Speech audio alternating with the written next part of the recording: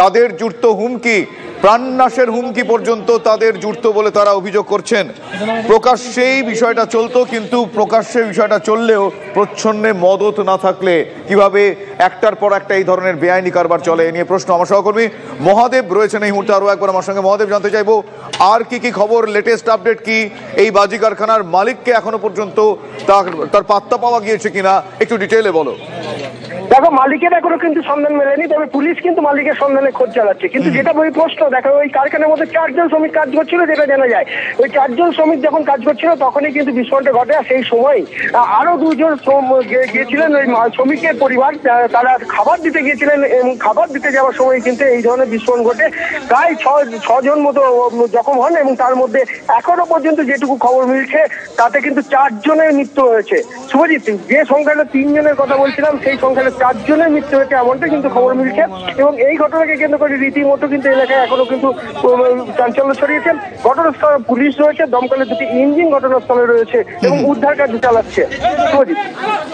দমকলের ইঞ্জিন এই মুহূর্তে রয়েছে, সেখানে উদ্ধার কাজ চালাচ্ছেন সেখানকার উপস্থিত দমকল কর্মীরা, তুমি আমাদের জানালে। কিন্তু আমি জানতে চাইবো আরো একটা বিষয়, সেটা হচ্ছে এই ধরনের ঘটনা যেহেতু বেআইনি এখনো পর্যন্ত জানা যাচ্ছে, আশপাশে আরো এই ধরনের ঝুপড়ি কারখানা রয়েছে, যেহেতু মৃত্যুর ঘটনা ঘটেছে অ্যাকশন নেওয়া হয় তড়িঘড়ি বলে আমরা জানি, এখনো সেই বিশ্বাস আমরা রাখি। ছবি কি তাই বলছে, নজরে তাই আসছে? দেখো, আমরা বিগত দিনে দেখেছিলাম যে একাধিক কারখানা ছিল গাংনাপুরে, দীর্ঘদিন ধরে কারখানা বাজি কারখানা চলতো গাংনাপুরে, কিন্তু মৃত্যুর ঘটনা এবং দুর্ঘটনার পর কিন্তু সমস্ত কারখানায় বন্ধ করে দেওয়া হয়েছে এবং সেখানে কোনো রকম অনুমতি তো নেই। এবং এই এলাকায় এখনো পর্যন্ত সেই বাজির কারখানা যারা রাজনীতি ব্যবসার সাথে যুক্ত ছিল তারা কিন্তু তাদের কর্মসংস্থান পরিবর্তন করে ফেলেছেন। এবং তারপরও দেখা যাচ্ছে যে এই যে কল্যাণীতে এই বাজির কারখানা আজকে প্রকাশ এলো, যেটা এই বাজির কারখানা কিভাবে চলতে বেআইনি ভাবে সেটা নিয়ে কিন্তু প্রশ্ন উঠছে। তাহলে পুলিশের নজরে যদি এড়িয়ে থাকে তাহলে কল্যাণী থানার পুলিশ কেন এ বিষয়ে আগে ব্যবস্থা নেয়নি, না নিতে চায়নি, এই প্রশ্নটা কিন্তু উঠছেই। অর্থাৎ বলা যায় যে আজকের এই অগ্নিসংযোগকে কেন্দ্র করে রীতিমতো আবার চাঞ্চল্য। হ্যাঁ, এই অগ্নিকাণ্ডের ঘটনায় চাঞ্চল্য তো বাড়বেই, তার কারণ এলাকার মানুষজন দিনের পর দিন তারা অভিযোগ জানিয়েছেন তাদেরকে প্রাণনাশের হুমকি পর্যন্ত দেওয়া হয়েছে। আর এই গোটা বিষয়টা পুলিশ প্রশাসন জানতো না, এটা বিশ্বাস করা বিস্ময়ের নামান্তর। আমি সেই বিষয়টা আরো একবার জানতে চাইবো, এখন এলাকাবাসীর কি মতামত, কি বলছেন তারা, কি বিহিত চাইছেন, আমাদের ক্যামেরার সামনে বলুক।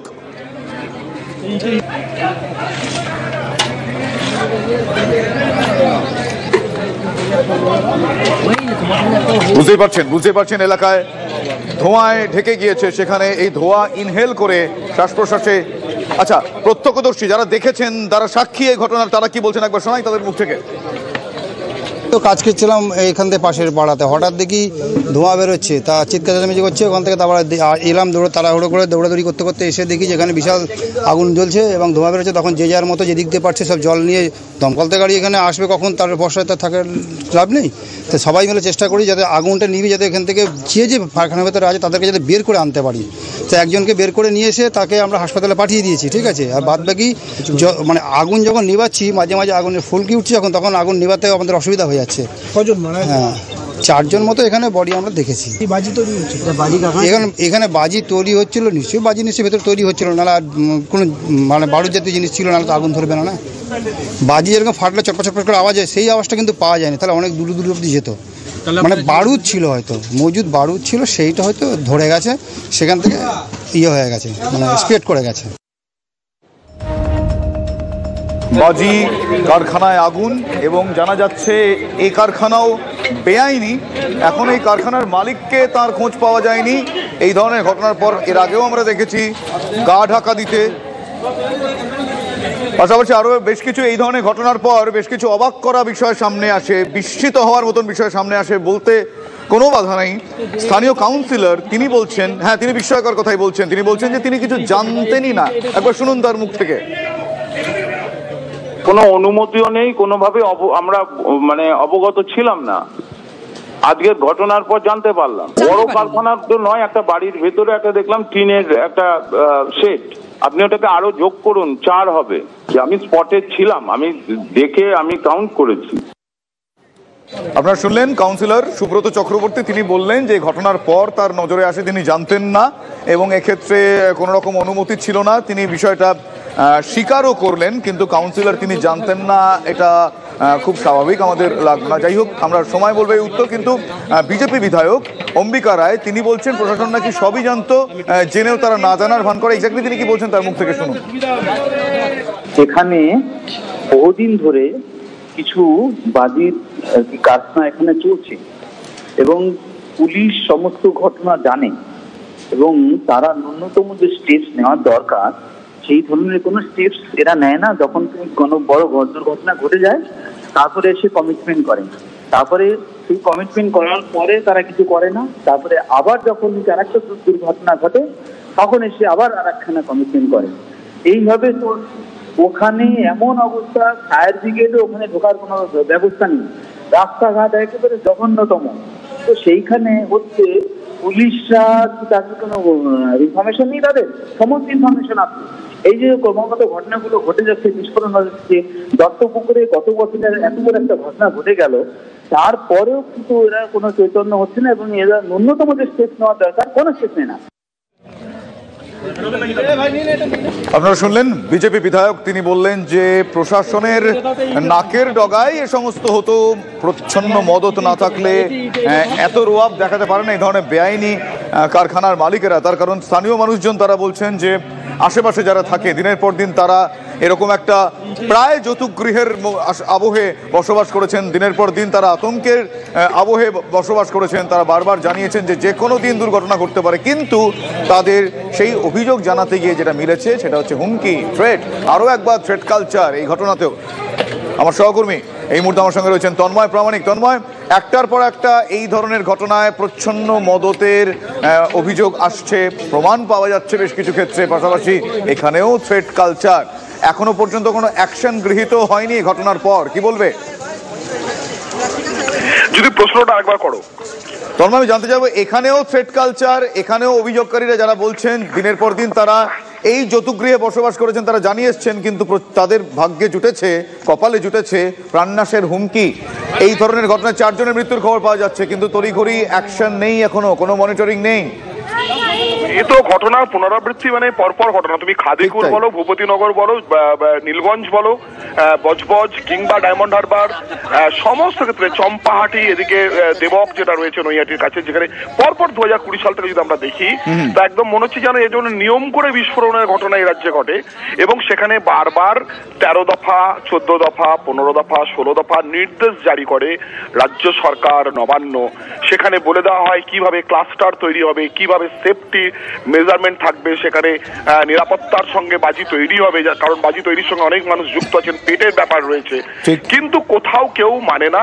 1, 2 নির্দিষ্ট করে দেওয়া হয়েছিল স্থানীয় জনপ্রতিনিধিদের ভূমিকা। খোদ মুখ্যমন্ত্রী বলেছিলেন যে জনপ্রতিনিধিদের নজর রাখতে হবে, কারণ মানুষের রুটি রুজি যুক্ত রয়েছে। কাউন্সিলর তো দেখতেই পাননি, কাউন্সিলর জানেনই না বলছেন। এখানে কাউন্সিলর জানেন না বলছেন, বিজেপির বিধায়ক অভিযোগ করছেন পুলিশ সব জানে। কারণ একদম নির্দিষ্টভাবে বলা চলে যে যখন নীলগঞ্জে বিস্ফোরণে মারা গেছিল 9 জন মানুষ, এই মানুষের হাত পা দেহাংশ অন্য বাড়িতে দূরে 200 গজ দূরে, 300 গজ দূরে বাড়িতে উঠোনে পাওয়া গেছিল।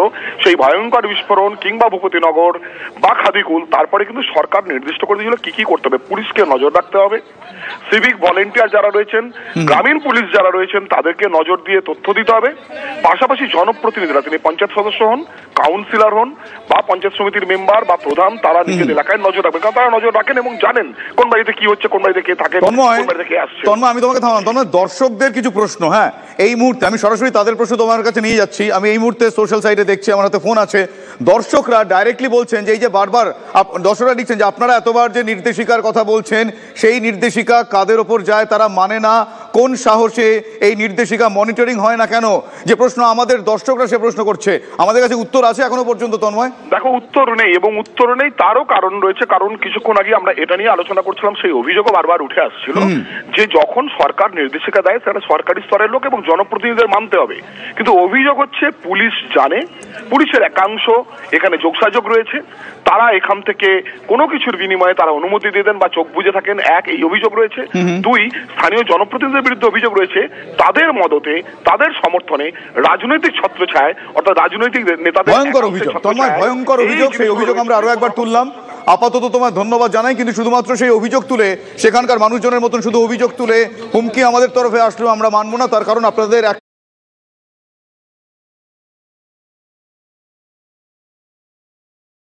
হয়েছিল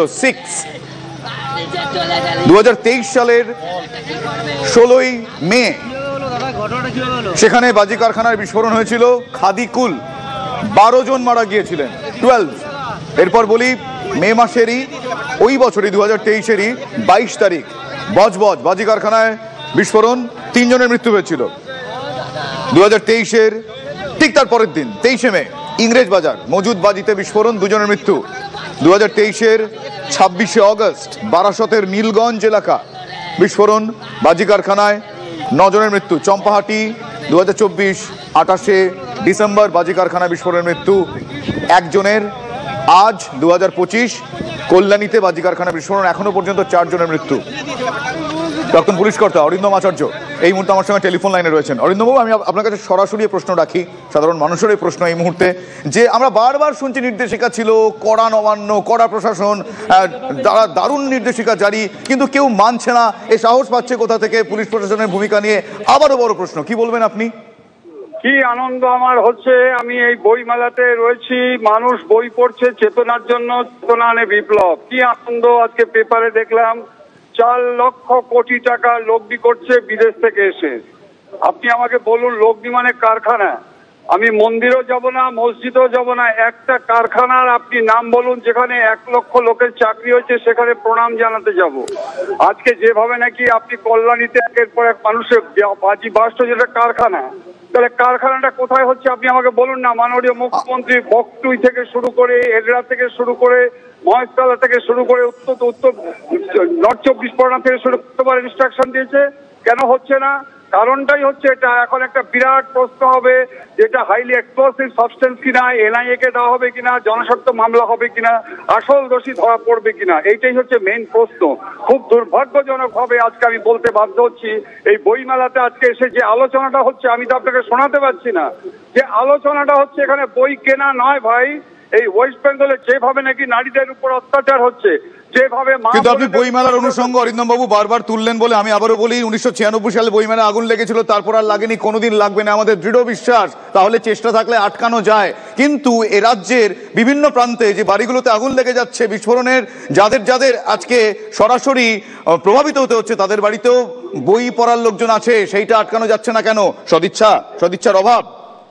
সত্যি তো তাই। আজকে যদি কনস্ট্রাকটিভ অ্যাকশন হয়, কনস্ট্রাকটিভ অ্যাকশন, আজকে দেখুন কত বলেন যে কত ইনস্ট্রাকশন দেওয়া হচ্ছে, এই হাব হবে, ওই হবে, সেই হবে, আলাদা জায়গা বাজিতে, এগুলো আপনি বলছেন কি? এগুলো কি আপনি ক্র্যাকার বলছেন নাকি? আজকে যেভাবে নাকি বাজিতে মানুষের এই হয়েছে, এটা কি অ্যাকশন হচ্ছে না কেন সেটা বলুন প্লিজ। অ্যাকশন হয় না কেন সেটা বলুন। অ্যাকশনটা হচ্ছে না, কিন্তু তাদের কোথায় যেন আটকে রাখা হয়েছে, যে আজকে প্রিভেন্টিভ ইমপ্লিমেন্টেশন অফ লটা সব জায়গায় হচ্ছে না, যার জন্য আজকে এই অবস্থা। নামের উপর নির্ভর করে কেস হচ্ছে, অ্যাকশন হচ্ছে, এই জন্য আজকে চরম সর্বনাশ হচ্ছে। আসামি মেইন তাকে ধরা ধরছে না, যে টাকা আজকে লগ্নি করছে তাকে ধরা হচ্ছে না, রাম শ্যাম যদু মধুকে ধরে হচ্ছে। ধন্যবাদ অরিন্দম বাবু, আপনি একজন প্রাক্তন পুলিশ কর্তা হয়ে আপনি বলছেন, কিন্তু আমরা আশায় আছি, আমরা সেই বিষয়গুলো বারবার তুলেছি। যারা আজকে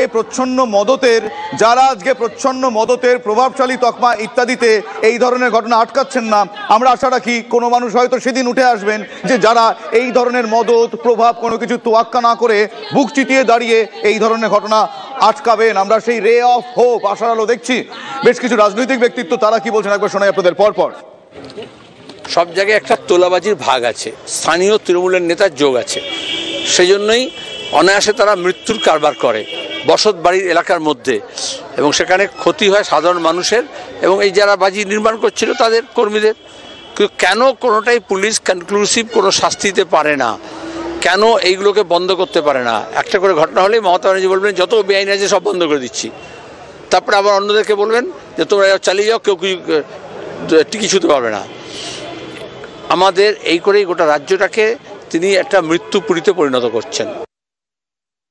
রাজ্যে যে সরকারটা চলছে তার আইনগত অবস্থান কতখানি, এই নিয়েই তো মানুষের প্রশ্ন আছে। ভোটের নামে প্রহসন হয়েছে, শাসক দুষ্কৃতি দিয়ে রাজ্য পরিচালনা করছে, মানুষ যেখানে প্রতিবাদ করছে সেখানে দাঁড়িয়ে তাদের উপর হামলা হচ্ছে। ফলে বেআইনি কারখানা চলছে কেন এই প্রশ্ন তোলার অধিকার তো এই রাজ্যের সরকার মানুষকে দেয়নি। ফলে স্বাভাবিকভাবেই এই ধরনের প্রশ্ন মানুষের মনে, তাদের চেহারায়, তাদের মুখে ঘুরে বেড়াচ্ছে। তার উত্তর নিশ্চিতভাবে পশ্চিমবঙ্গের মানুষ 2026-এ এই সরকারকে দেবে। যেখানে বাজি কারখানা আছে, আপনারা দেখুন গোটা ভারতবর্ষে বাজি কারখানা এটা একটা বিপদের ঝুঁকি থাকে। এবার ঘটনাচক্রে সে একটা বাজে বিস্ফোরণ হয়েছে, মৃত্যু, দুঃখজনক ঘটনা, মৃত্যু হয়েছে এবং কেন হয়েছে, কী জন্য হয়েছে, কোনো গাফিলতি ছিল কিনা সেগুলো পুলিশ প্রশাসন দেখছে। তার আগে থেকে যারা বিরোধীরা লাফাতে আরম্ভ করলো তাদের জমানায় কি কি হয়েছিল সেগুলো নিয়ে একটুখানি দেখুক না, তাদের রাজ্যে কি কি হচ্ছে। কদিন আগে বিজেপি শাসিত রাজ্যে দেখেছেন কতজন মারা গেছে, কতটা এলাকা জুড়ে এই বাজির বিস্ফোরণটা হয়েছে।